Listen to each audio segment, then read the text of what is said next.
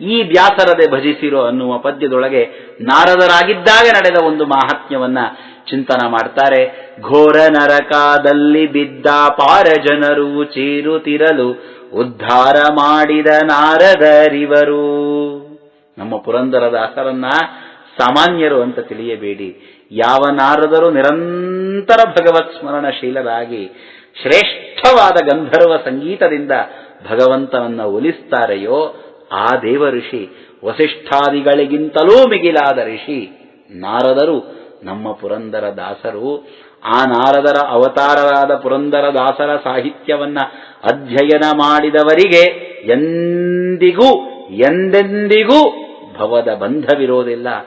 ಕಾರಣ ನಾರದರ ಮಾತು ನಮ್ಮ ಮೇಲೆ ತೀವ್ರ ಪರಿಣಾಮವನ್ನ ಬೀರ್ತದೆ, ವೈರಾಗ್ಯವನ್ನ ತಂದುಕೊಡ್ತದೆ, ಭಕ್ತಿಯನ್ನ ಅಭಿವೃದ್ಧಗೊಳಿಸ್ತದೆ, ಜ್ಞಾನವನ್ನ ನೀಡುತ್ತದೆ, ಪರಮಾತ್ಮನ ಬಳಿಗೆ ನಮ್ಮನ್ನ ಕರೆದುಕೊಂಡು ಹೋಗ್ತದೆ.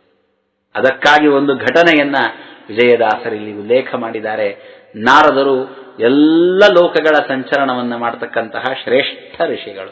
ಭಾಗವತದಲ್ಲಿ ಈ ಮಾತು ಬಂದಿದೆ, ನಾರದರಿಗೆ ಯಾವ ಲೋಕದಲ್ಲಿಯೂ ಪ್ರವೇಶ ನಿಷಿದ್ಧವಿಲ್ಲ, ಎಲ್ಲ ಲೋಕಗಳಲ್ಲಿಯೂ ನಿರ್ಬಂಧರಹಿತರಾಗಿ ಸಂಚರಣವನ್ನ ಮಾಡ್ತಾರೆ. ಎಲ್ಲ ಲೋಕಗಳ ಸಂಚರಣ ಮಾಡ್ತಾ ಇದ್ದ ನಾರದರಿಗೆ ಒಮ್ಮೆ ನರಕವನ್ನು ನೋಡಬೇಕು ಅಂತ ಅನಿಸಿತಂತೆ. ಭಗವದ್ವಿಮುಖರಾದಂತಹ ಜನ, ಪಾಪಗಳನ್ನ ಮಾಡಿದಂತಹ ಜನ, ಅಹಂಕಾರಕ್ಕೆ, ಕಾಮಕ್ಕೆ, ಕ್ರೋಧಕ್ಕೆ ಒಳಗಾಗಿ ಭೂರಿ ಅಪರಾಧಗಳನ್ನ ಮಾಡಿದ ಜನ ಯಾವ ಶಿಕ್ಷೆಯನ್ನ ಅನುಭವಿಸ್ತಾ ಇದ್ದಾರೆ ಅಂತ ನೋಡಲಿಕ್ಕಾಗಿ ನರಕಕ್ಕೆ ಬರ್ತಾರೆ. ಘೋರವಾದ ನರಕ, ಪಾಪಿಗಳಿಗೆ ಶಿಕ್ಷೆಯನ್ನ ಕೊಡಲಿಕ್ಕಾಗಿಯೇ ಇರತಕ್ಕಂತಹ ನರಕ. ಕಾಮಿಗಳಿಗೆ, ಕ್ರೋಧಿಗಳಿಗೆ, ಲೋಭಿಗಳಿಗೆ, ಮದಮಾತ್ಸರ್ಯವನ್ನ ಹೊಂದಿದವರಿಗೆ, ದೇವಬ್ರಾಹ್ಮಣರ ವಿರೋಧವನ್ನ ಮಾಡಿದವರಿಗೆ, ಪರರ ಸ್ವತ್ತನ್ನ ಅಪಹಾರ ಮಾಡಿದವರಿಗೆ ಯಮಧರ್ಮ ಶಿಕ್ಷೆಯನ್ನ ಕೊಡ್ತಕ್ಕಂತಹ ಭಯಂಕರವಾದಂತಹ ಸ್ಥಳ. ನಾರದರು ಬರ್ತಾರೆ. ನಾರದರ ಸ್ವಭಾವ ಭಗವಂತನ ಸ್ಮರಣೆ ಮಾಡೋದು. ಈ ನರಕವನ್ನ ಕಂಡು ಮತ್ತಷ್ಟು ಭಕ್ತಿಯಿಂದ ಪರಮಾತ್ಮ ನನ್ನನ್ನು ರಕ್ಷಣೆ ಮಾಡಿದಾನೆ, ಅನಾದ್ಯನಂತ ಕಾಲದಲ್ಲಿಯೂ ನನಗೆ ನರಕ ಪ್ರಾಪ್ತಿ ಇಲ್ಲದಂತಹ ದೇವ ಪದವಿಯನ್ನು ನೀಡಿದಾನೆ ಅಂತ ಭಗವಂತನ ಚಿಂತನೆ ಮಾಡ್ತಾ, ಭಗವಂತನ ಕಾರುಣ್ಯದ ಚಿಂತನೆಯನ್ನ ಮಾಡ್ತಾ ಭಗವತ್ ಸ್ಮರಣೆಯನ್ನ ಆರಂಭ ಮಾಡ್ತಾರೆ. ಪರಮಾತ್ಮನ ನಾಮಗಳನ್ನು ಸುಶ್ರಾವ್ಯವಾಗಿ ಹಾಡಲಿಕ್ಕೆ ಆರಂಭ ಮಾಡ್ತಾರೆ.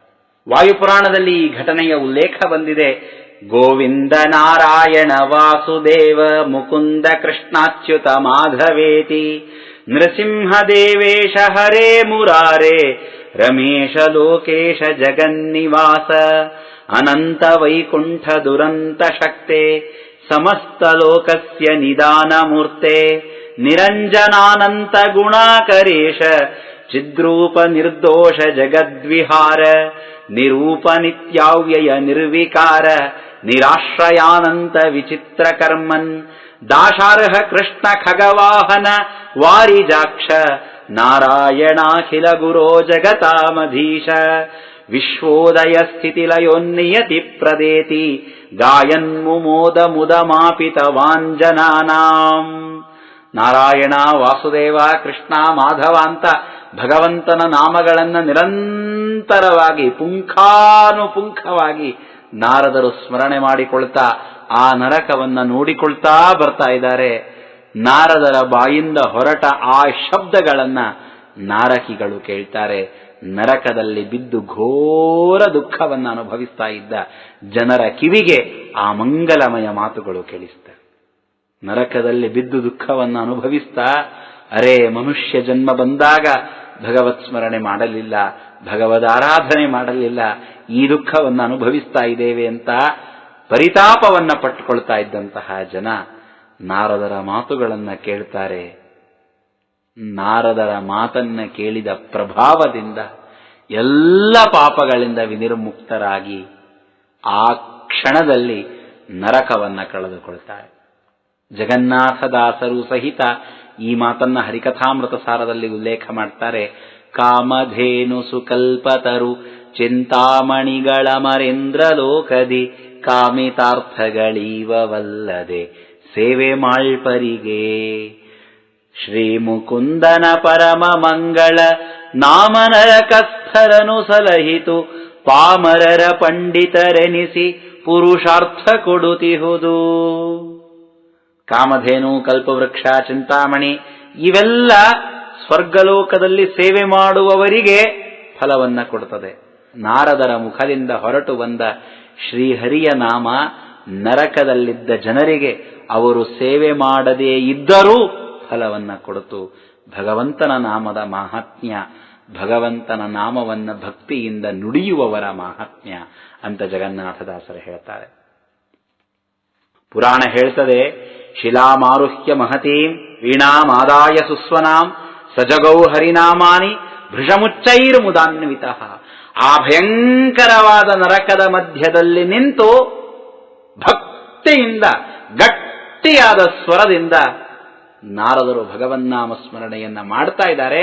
ಮಾಡಬೇಕಾದರೇನೆ ತತ್ಸೃತ್ವ ನರಕಸ್ಥಾಸ್ತೆ ಹರೇರ್ನಾಮಾಮೃತಂ ಶುಭಂ ಉತ್ತಸ್ಥುರ ಯಾತನಾಸ್ಥಾನಾತ್ ಮುಕ್ತ ಪಾಪಾಶ್ಚ ಸರ್ವಶಃ ತತ್ಕ್ಷಣಾತ್ ಪುಷ್ಪಕಾರೂಢಾ ದಿವ್ಯರೂಪಾ ಮನೋರಮಾ ದಿವಂಜಗ್ಮುಃ ಪ್ರಾಂಜಲಯ ಸ್ತುವಂತೋ ನಾರದಂ ಮುನಿಂ.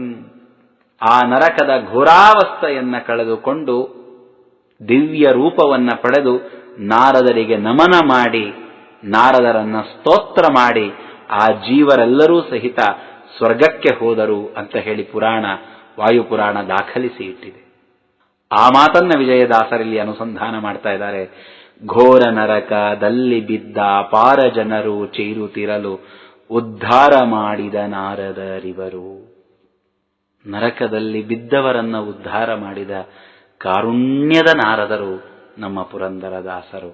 ಅವತಾರ ಮಾಡಿ ಧಾರುಣಿಯೊಳು ಬಂದರು.